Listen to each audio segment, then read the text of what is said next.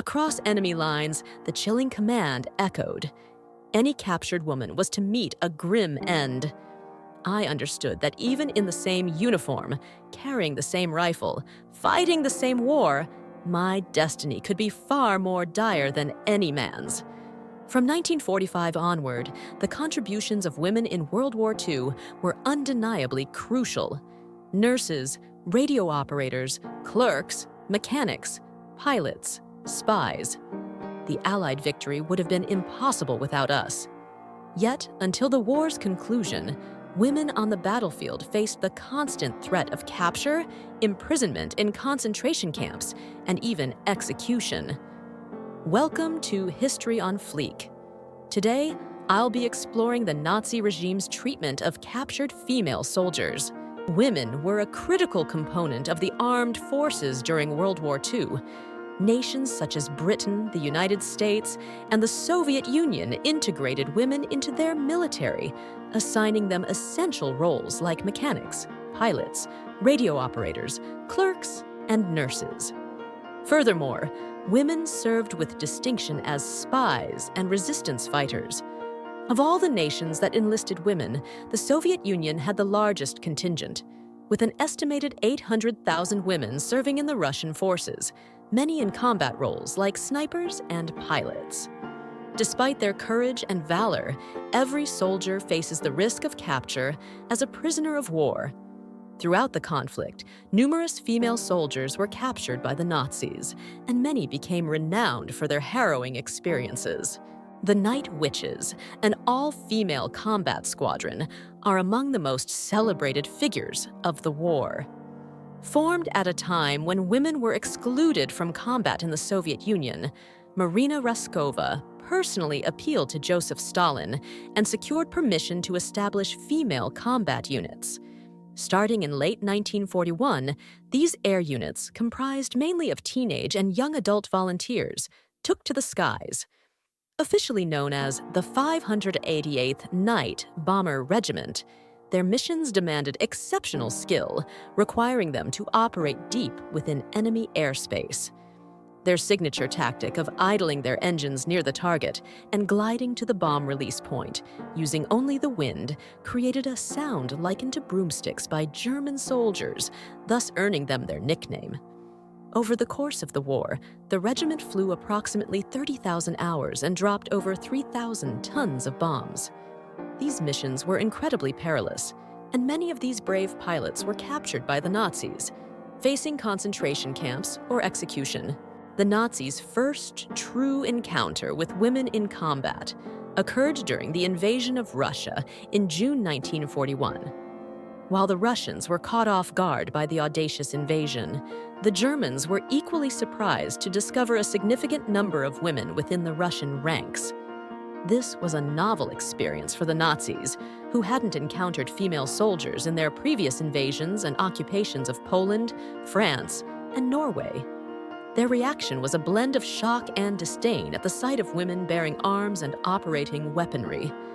The sheer scale of female involvement, however, was the most startling aspect for the Nazis.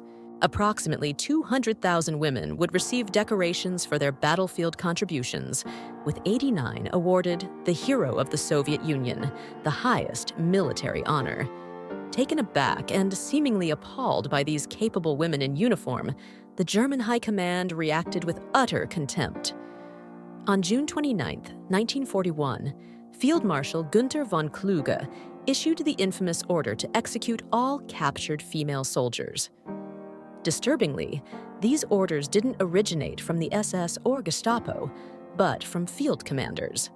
It took approximately 4 months for these orders, disseminated by commanders like Field Marshal Walter von Reichenau and 75th Division General Ernst Hammer, to become standard practice. Thus, the fate of these brave women on the Eastern Front was sealed, not by high command directives, but by the prejudiced attitudes of Nazi soldiers on the ground, unable to accept the concept of women in military service. Astonishingly, during their invasion of the Eastern Front, German forces captured an estimated 6 million prisoners of war, nearly half of whom perished. The Geneva Convention was essentially disregarded. Hundreds of thousands of prisoners were left to starve. For an army that touted its professionalism, the Nazi forces behaved more like a band of ideologically driven thugs. Viewed through the distorted lens of an enemy who couldn't fathom women in uniform, Russian female soldiers became the most vulnerable POWs, condemned to be shot upon capture. Many endured horrific abuse before their execution. While many understood their dire situation, accounts suggest that numerous Russian women were prepared to take their own lives rather than be captured by Nazi forces. Many women, like those mentioned, displayed extraordinary bravery and resilience in the face of enemy capture.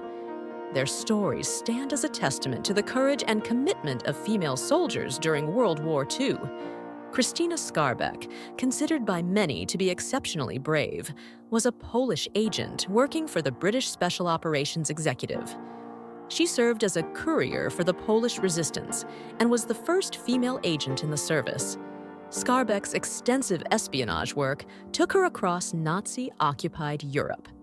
Her ingenuity and success paved the way for greater female recruitment during the war. Captured by the Gestapo, Skarbek used her quick wit and strategic thinking to avoid a grim fate.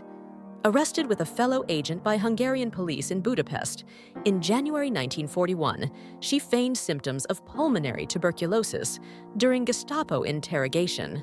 By biting her tongue to draw blood, she convinced the doctor, securing her release. Britain's most daring spy remains one of the most remarkable female war heroes. Noor Inayat Khan, a British agent and radio operator for the Special Operations Executive in France, operated under the code name Madeleine.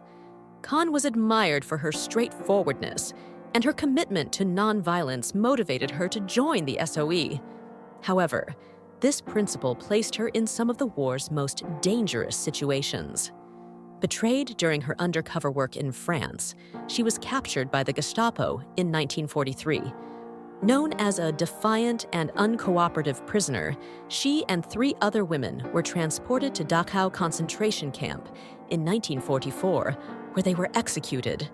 Posthumously awarded the George Cross for her bravery, a memorial bust of Inayat Khan stands in London.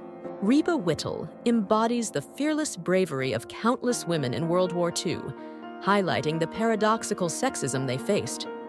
Joining the U.S. Army as a nurse in June 1941, Whittle trained as a flight nurse, a new and dangerous role. Retrieving wounded soldiers from the battlefield, often assuming a doctor's responsibilities, all while aboard an aircraft vulnerable to enemy fire, required immense courage. In September 1943, Lieutenant Whittle's C-47 strayed 40 miles off course to rescue wounded soldiers, carrying only supplies and unmarked as a medical flight. Flying alone over enemy territory near Aachen, her aircraft was hit by German flak, wounding Whittle and the pilot, and killing another crew member. The plane crashed in German territory, and although Whittle and the surviving crew initially evaded capture, they were eventually surrounded and taken prisoner. After receiving treatment for their injuries at a nearby hospital, Whittle found herself facing a peculiar predicament. As the only American woman captured by the enemy in the European theater, the Nazis were completely baffled as to how to handle her as a POW. Ironically, this patriarchal confusion may have saved her life. After recovering, Whittle was transferred to Stalag 9C, a Nazi POW camp, but not as a prisoner. Instead, she was assigned to work as a nurse. The International Red Cross learned of her situation and informed the U.S. State Department. In January 1945, Whittle was released to the Allies and returned to the U.S. Army, receiving the Purple Heart for her valor. In a world where women were consistently underestimated, Reba Whittle found a way to serve and survive, always prioritizing the well-being of others. This is History on Fleek, and I'll see you next time.